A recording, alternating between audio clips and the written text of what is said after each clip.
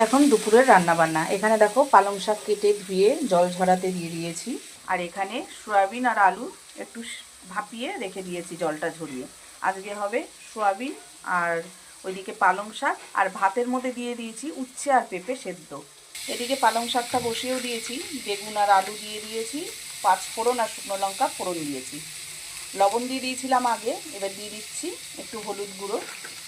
পালং শাকটা আগে করে নিচ্ছি, তারপরে করব সোয়াবিনটা। এদিকে তো আমি রান্না বান্না বসিয়ে দিয়েছি, আর ওইদিকে মেয়ে কী করছে চলো দেখাই।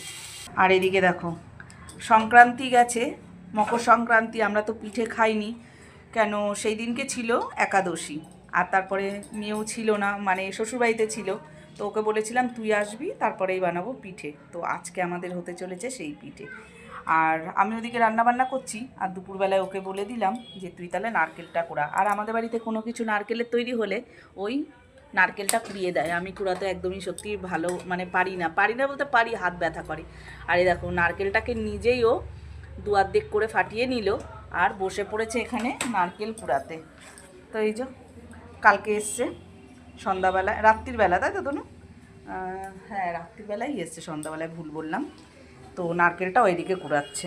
এদিকে আলু আর বেগুনটা ভাজা ভাজা হয়ে গেছে, তার মধ্যে একটু কাঁচা লঙ্কা 2 অর্ধেক করে দিয়েছিলাম। এবার পালং শাকগুলোকে দিয়ে দেবো। প্রথমে পালং শাকটা করেই নিই, আর ওদিকে মেয়ে তো করেই দিচ্ছে ওটা। তো আমি বললাম স্নানটা করে এসে তুই নারকেলটা কুড়া, কেননা গোপালের জন্যও তো বানাতে হবে, গোপালকেও তো আমি দিইনি, একাদশী ছিল বলে বানাইনি। তো ও স্নান টান করে এসে নারকেলটা কুড়াচ্ছে, তারপর সন্ধ্যাবেলায় হবে পিঠে, তারপরে আবার গোপালকেও ভোগ নিবেদন করব, আর সন্ধ্যাবেলায় দেখাবো তোমাদেরকে পিঠে কি বানালাম, কি পিঠে বানালাম। আর এদিকে ভাতটাও দেখো নামিয়ে নিলাম আগেই, আর ভাতের মধ্যে তো বললাম উচ্ছে আর পেঁপে সেদ্ধ দিয়েছি।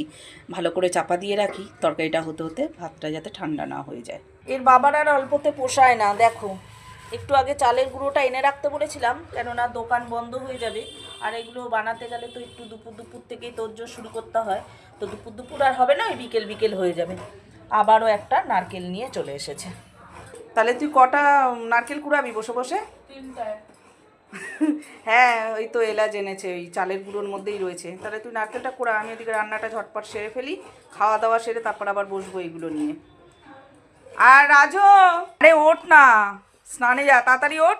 দেখেছো সারাক্ষণ ঘুমিয়ে ছুটি থাকলে 12টার সময় ঘুম থেকে উঠে এখনও আবার শুয়ে পড়েছে। এনে আমরা সবাই প্রসাদ খেয়েছি, তোর প্রসাদ। ওঠ প্রসাদ, ওঠ ওঠ ওঠ ওঠ, প্রসাদটা খেয়ে তারপর স্নানে যা ঝট করে, একদম দেরি করবি না, ঠিক আছে? ওদিকে দিদি নারকেল কুড়াচ্ছে, আর একটা তুই কুড়াবি। হ্যাঁ ও 2টো কুড়াবে, তুই একটা কুড়াবি, পারবি না? হ্যাঁ পারবি, চেষ্টা কর, শিখতে হবে।